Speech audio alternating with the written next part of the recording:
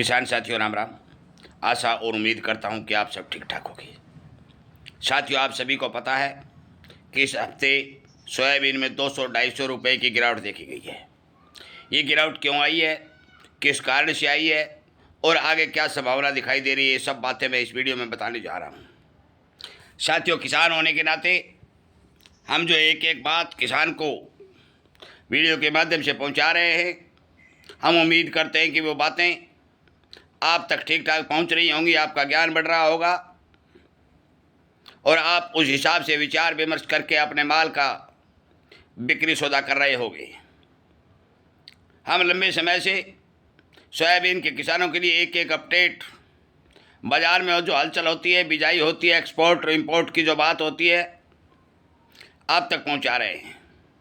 उम्मीद करते हैं कि आप हमारे इस चैनल को सब्सक्राइब करेंगे, इसके साथ जुड़ेंगे और अन्य किसानों तक शेयर करके उन्हें इस बात की जानकारी देंगे। साथियों, सोयाबीन में गिरावट आई है, इसमें कोई दो राय नहीं है और ये गिरावट आनी ही थी। क्योंकि हमने ये बात बहुत पहले कही थी कि हमने सोयाबीन का टारगेट 7,500 रुपये का दिया था।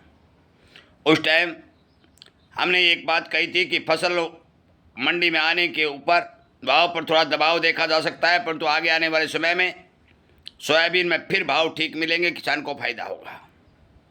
हमने एक बात और भी कही थी कि इस बार जो फसल आएगी उसमें एक दाना भी सरकार के हाथ में नहीं जाएगा।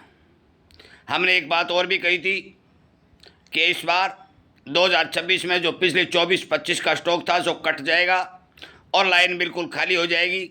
अगला साल जो 26-23 का रहेगा वो केवल और केवल इसी फसल के ऊपर निर्भर रहेगा जिस तरह से सरसों में चल रहा है। अनेक बातें हमने आपको कही। हमने ये भी कहा कि सोयाबीन की बिजाई बहुत पीछे चल रही है। जो आंकड़े आ रहे हैं वो 10 और 12% के बताए जा रहे हैं, परंतु आंकड़े असलियत में 30 और 35% के हैं, जिसमें से 15% के लगभग जो बिजाई अब 75 बिजाइयाँ हुई है, मैं उनको शामिल नहीं करता। जो समय की बिजाई हैं वो केवल 65% हैं। यदि हम 75 बिजाई उसमें जोड़ते हैं तो 10% 75 बिजाई और जोड़ सकते हैं, तो यह घटती लगभग 25% के लगभग घटती रहेगी। साथियों, आप सभी को पता है कि सोयाबीन की फसल अभी आने में 2 महीने का समय और बाकी है। यदि अच्छी बरसातें होती है, संपूर्ण रूप से जो बिजाई है उसके हिसाब से पैदावार हमारे देश में होती है, तो भी पिछले साल के मुकाबले प्रोडक्शन कमज़ोर रहेगा, उत्पादन नीचा आएगा। उत्पादन यहाँ भी नीचा आएगा और विदेशी बाज़ारों में भी सोयाबीन के उत्पादन की बढ़ने की कोई समाचार नहीं है, परंतु खपत बढ़ने के समाचार हैं। लगातार पूरी दुनिया युद्ध के मुहाने पर खड़ी है। अनेक तरह की लड़ाई झगड़े हो रहे हैं। क्रूड लगातार महंगा होता जा रहा है और क्रूड के महंगा होने के चलते पूरी दुनिया इथेनॉल और बायोडीजल बनाने के ऊपर जोर दे रही है। जब इथेनॉल और बायोडीजल के बनाने पर जोर दिया जाता है तो सोयाबीन की खपत बढ़ती है, क्योंकि मलेशिया जैसे देशों ने D15 फार्मूला लागू करने का जो फैसला लिया है, उस फैसले के चलते सोयाबीन की आवश्यकता पड़ेगी और सोयाबीन की खपत बढ़ेगी। मैं आपकी जानकारी के लिए सुनिश्चित कर देता हूं कि आने वाले समय में इथेनॉल और बायोडीजल में प्रयोग करने के साथ साथ घरेलू खपत में सोयाबीन की बढ़ती हुई डिमांड को पूरा करने के लिए, चाहे वो भारत और चाहे अंतर्राष्ट्रीय बाजारों, किसी भी देश के पास पर्याप्त स्टॉक नहीं है। हमारा जहाँ तक जानना है, हमारा जहाँ तक ज्ञान है, हमें जो समाचार मिल रहे हैं उनके हिसाब से हम अनुमान लगा सकते हैं कि आगे आने वाले समय में सोयाबीन में भारी मंदी नहीं रहेगी। मैं मानता हूं कि भाव शीतल हो सकते हैं, क्योंकि जब तक फसल आएगी तब तक हर एक आदमी नई फसल के भारी भरकम उत्पादन को देखते हुए या उसकी सोच के हिसाब से चलते हुए अपना माल बाज़ार में काटने का प्रयास करेगा।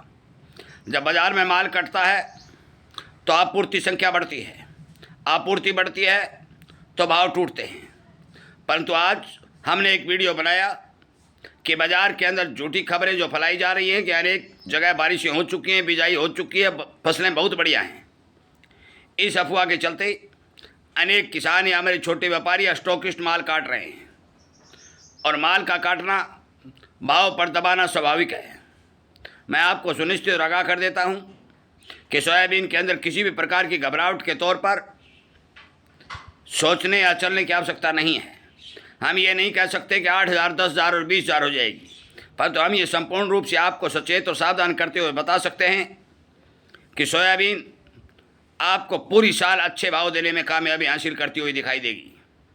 हमने बहुत पहले, जब 2026 की जनवरी भी थी, उस टाइम भी आपको हमने बताया था, और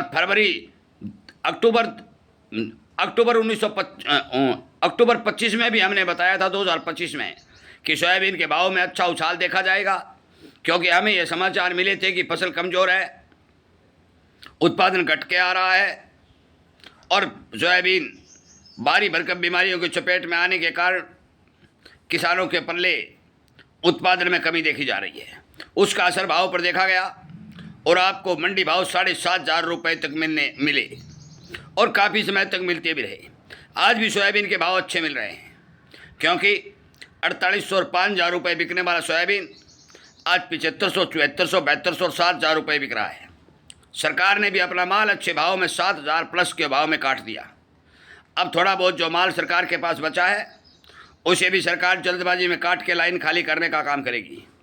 आने वाले समय में जब नई फसल आएगी, सरकार भरपूर मात्रा में खरीद करने की कोशिश करेगी, परंतु मंडियों में भाव ऊंचे होने के कारण सरकार को माल नहीं मिलेगा और सरकार बाज़ारों को दबाने में कामयाब नहीं हो पाएगी। आगे आने वाला समय आपके भविष्य के लिए सोयाबीन में अच्छा पैसे देने वाला होगा, क्योंकि बिजाई, समय की बिजाई कमज़ोर है और समय की बिजाई केवल 65% है। पिछले साल के से लगभग 35% घटी हुई हैं। 75 बिजाइयाँ जो 15% हुई हैं, उनमें हमें कोई भारी भरकम उत्पादन के समाचार नहीं मिल रहे हैं।